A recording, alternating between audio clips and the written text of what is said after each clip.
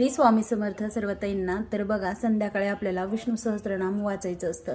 जे आपण जेव्हा आपण गुरुचरित्र वाचतो तेव्हा कसं आपल्या तोंडातून काही चुकीचा शब्द गेला असन किंवा आपण काही चुकीचं बोललं असन तर त्याकरता काय करायचं असतं, विष्णू सहस्त्रनाम संध्याकाळच्याला वाचायचं असतं. तर माझं आता विष्णू सहस्त्रनाम सहस्त्रनाम वाचलं आणि आरती पण झाली. आरती करून घेतली, विष्णू सहस्त्रनाम वाचलं. असं नाही की आपण काही चुकीचं बोलतो, कारण कसं असतं बघा, गुरुचरित्र पारायण करतानाच आपण लोकांच्या बाबतीत वाईट बोलू नये. तर सतत हा नियम पाळावा.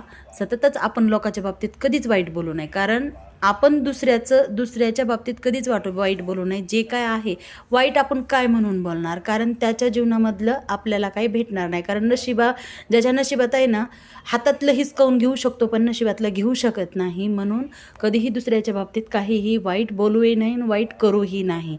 त्यामुळं करूही नाही. परंतु विष्णू सहस्त्र काही जणांचं कसं असतं बघा, की विष्णू सहस्त्रनाम वाचायचं म्हणजे गुरुचरित्र पारायण करायल्यावर कसं 7 दिवसच पाळतात बघा, आता कुणाला बोलणार नाही, आता कुणाला काही म्हणणार नाही, असं माणसाचा भ्रम असतो. परंतु कसं असतं, कधीच बोलायचं नसतं, कधीच कुणाला काय म्हणायचं नसतं, दुसऱ्याच्या बाबतीत वाईट चिंतायचं नसतं. आपण जर दुसऱ्याच्या बाबतीत वाईट चिंतलं ना तर ते आपल्याला आपल्या पदरी 100% पडत असतं.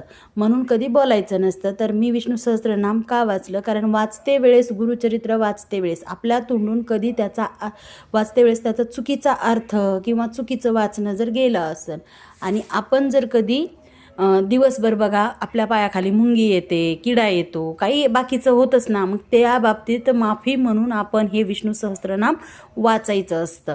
म्हणून विष्णू सहस्त्रनाम वाचलं. तर आजचा दिवस पार पडला, आरती वगैरे झाली, सगळी काही सेवा करून झाली. सर्वांना श्री स्वामी समर्थ.